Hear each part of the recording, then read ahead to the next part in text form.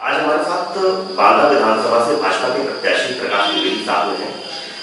इन पर बाहुबली धनबली होने के तमाम आरोप लगते रहे हैं। आज हम इनसे खुद जानते हैं कि ये अपने आरोपों का क्या जवाब देते हैं और कैसे बांदा की जनता की सेवा करना चाहते हैं। प्रकाश द्विवेदी जी, आपका बुंदेलखंड न्यूज के इस कार्यक्रम में हार्दिक स्वागत है। सबसे पहला सवाल मैं आपसे ये पूछना चाहूंगा कि आप विधायक बनने के बाद क्या करेंगे बांदा की जनता के लिए?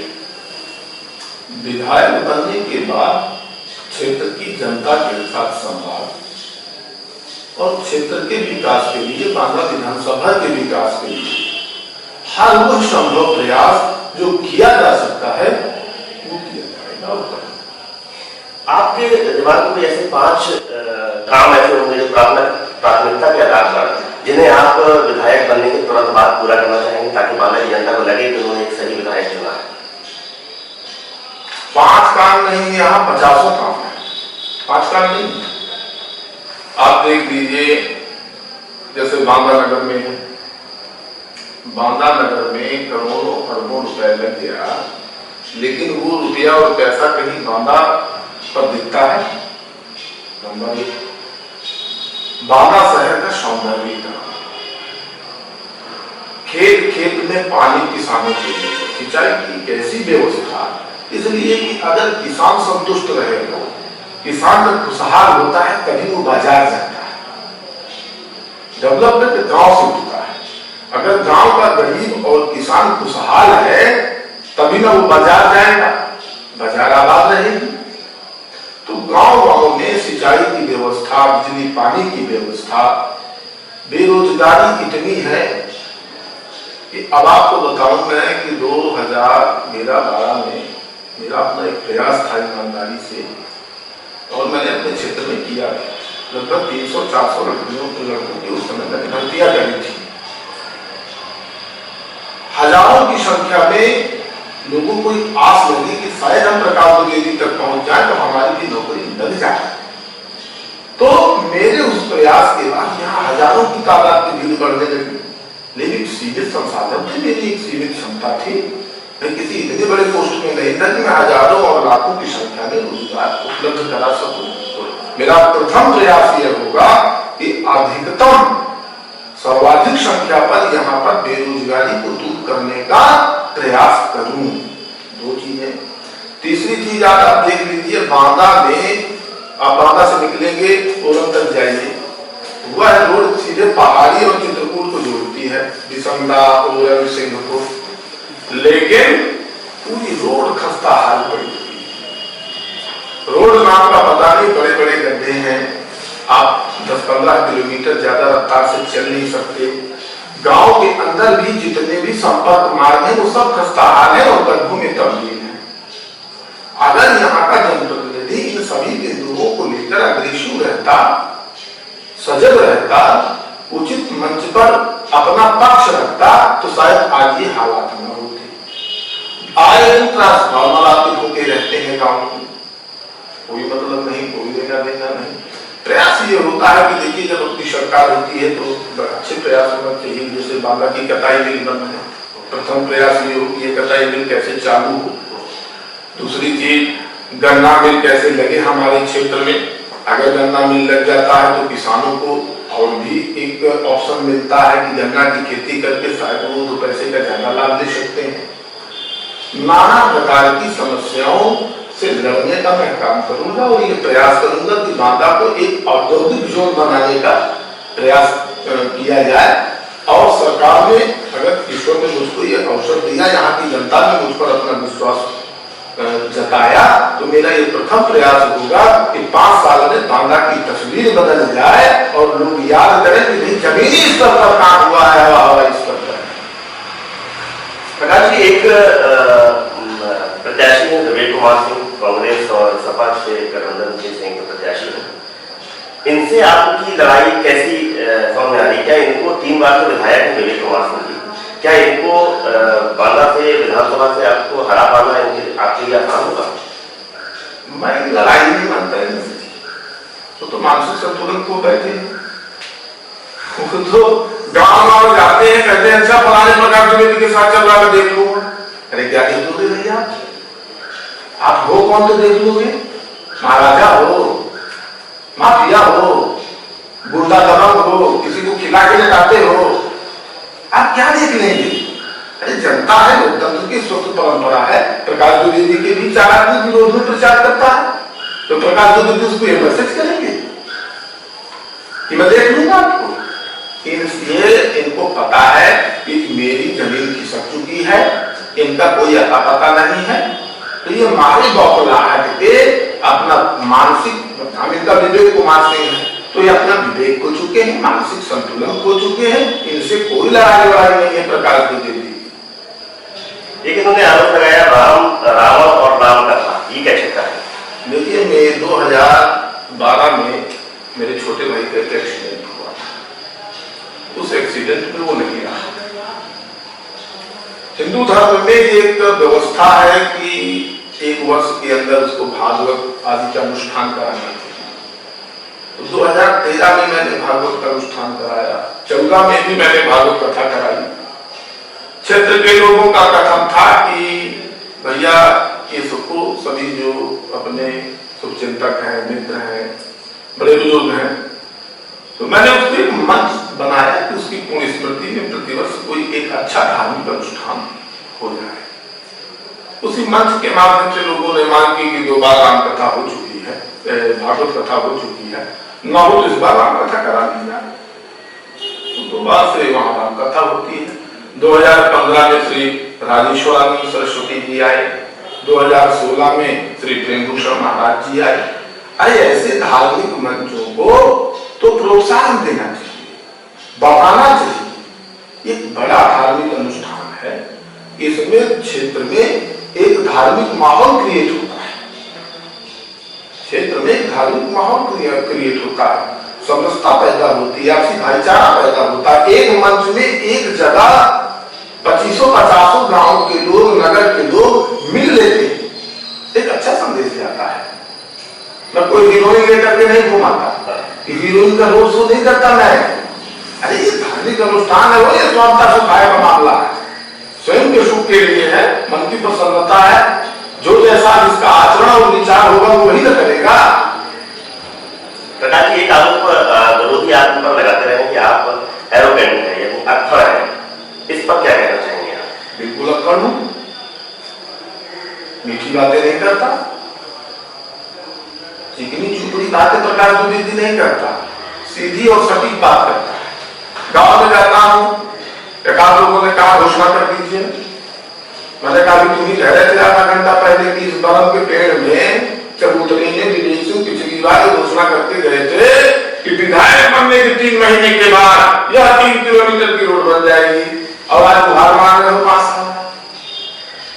एक कसम खा करके विधायक गया था और धार्मिक चबूतरे के ऊपर, और उसके बाद 5 साल दिखा ही नहीं।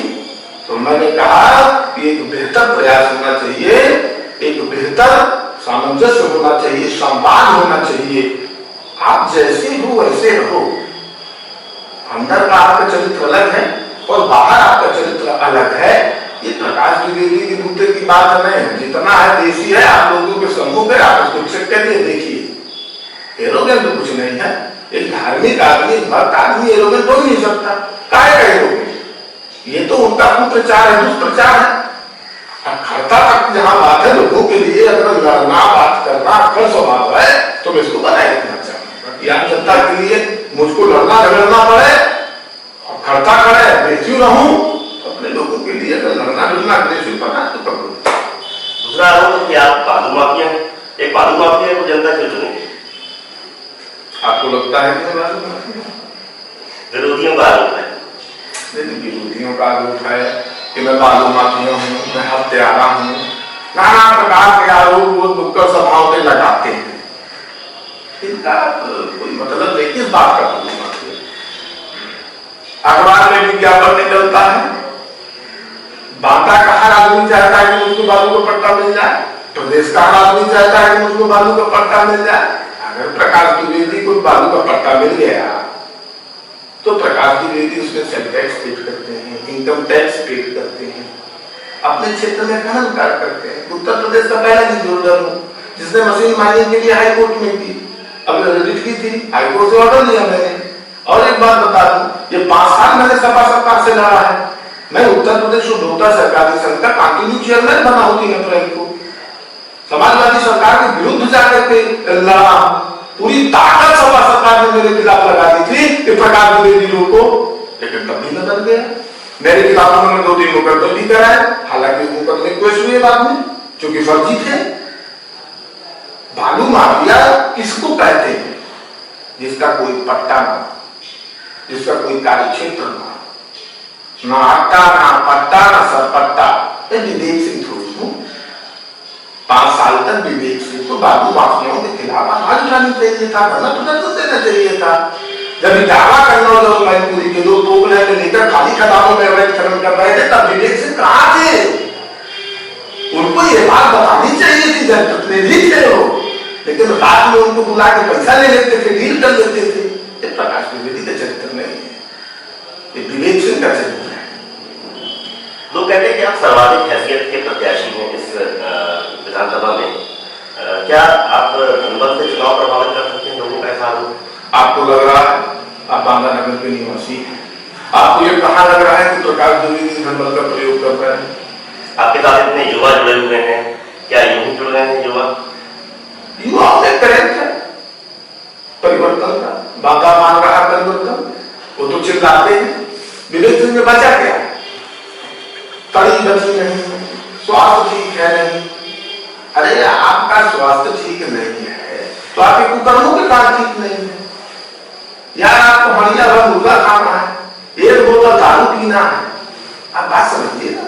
तो शरीर है, सारा नाश्ता बना है? जवाब दे गया, एक उम्र होती है? अरे अब उम्र हो गई, 60-65 साल की उम्र है, कुछ हरी भजन करो, सत्संग करो, बाकी का टाइम जो है प्रभु कृपा में गुजारो। कहां चक्कर में पड़े हो नहीं पाते, पूर्वा बना गोली खाते हो आप, बचा कहा? अब बताइए कुछ बचा है? और केवल आपके पास एक चीज बची है, जबान, भाषण मास्टर। वो मर्यादाओं का लगातार उल्लंघन करते हैं, नाना प्रकार के लोगों को धमकियां देते हैं, मैं तुमको देख लूंगा।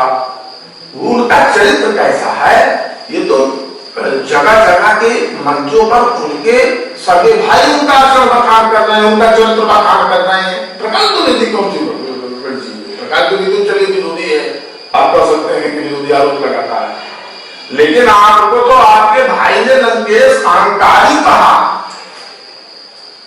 अभी 3 दिन पहले भारतीय जनता पार्टी के हमारे माननीय राष्ट्रीय अध्यक्ष श्री अमित शाह जी आए थे। उस मंच पर उन्होंने भारतीय जनता पार्टी की नीतियों से प्रभावित होकर के भारतीय जनता पार्टी की सदस्यता ग्रहण की। और उस सदस्यता ग्रहण करने के बाद उनको भी 2 शब्द बोलने का अवसर मिला। तो उन्होंने अपने मन की जो व्यथा थी, अपने जो भाई का चरित्र था, उसको तो पब्लिक के सामने रखा। आप मीडिया वाले हो, क्या रखा? आपके पास बेहतर है।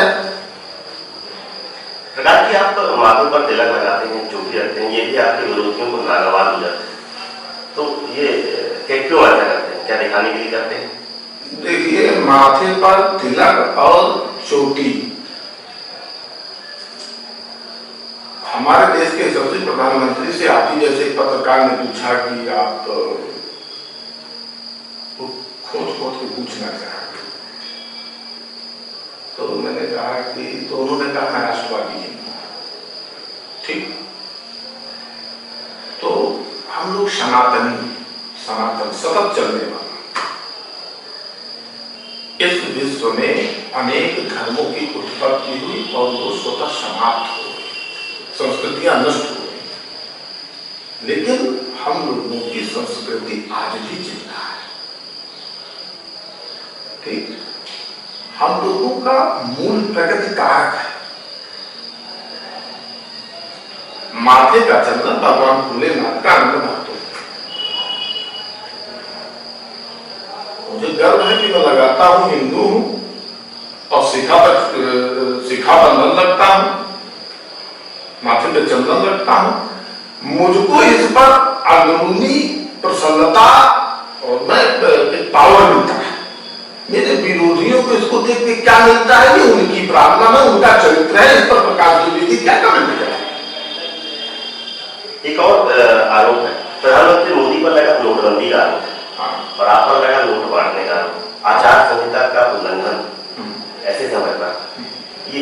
अंदर क्या सच्चाई है दो बातें? एक दिन जिस दिन मैं 24 तारीख को लखनऊ से आ रहा था, तो पार्टी के कार्यकर्ताओं और कुछ युवा साथी और समर्थकों ने बड़े जोश खरोश से मुझको रिसीव किया। नगर भ्रमण के दौरान एक कन्या ने मेरा टीका किया। हमारे धर्म में ये व्यवस्था है और एक परंपरा है, चलन है कि अगर कोई कन्या टीका करती है तो उसके हाथ में कुछ दक्षिणा स्वरूप देना और उसके पैर छूना शुभता का प्रतीक माना गया। ठीक, आप लोग उसको ले हुए कि प्रकाश द्विवेदी नोट बांट रहे हैं। अगर प्रकाश द्विवेदी नोट बांटते तो और दिखते ना, तो मीडिया ने कन्या वाला पोर्शन गायब कर दिया और देने वाला पोर्शन आगे कर दिया। सारे मीडिया पर आरोप लगा रहे हैं। ये सारी मीडिया पे आरोप नहीं लगा रहा, लेकिन हमेशा पॉजिटिव खबरें दिखा। मैंने कहा ना कि उस खबर को पूरा दिखाते हैं, तो आपके सामने ये चीजें आ जाती कि मैं नोट बांट रहा हूं कि क्या बात। आप अपनी लड़ाई किन किन प्रत्याशियों से सीधी मानते हैं? किसी से कोई लड़ाई नहीं है। मोदी जी का बिल है, लहर नहीं आंधी है, सुनामी है।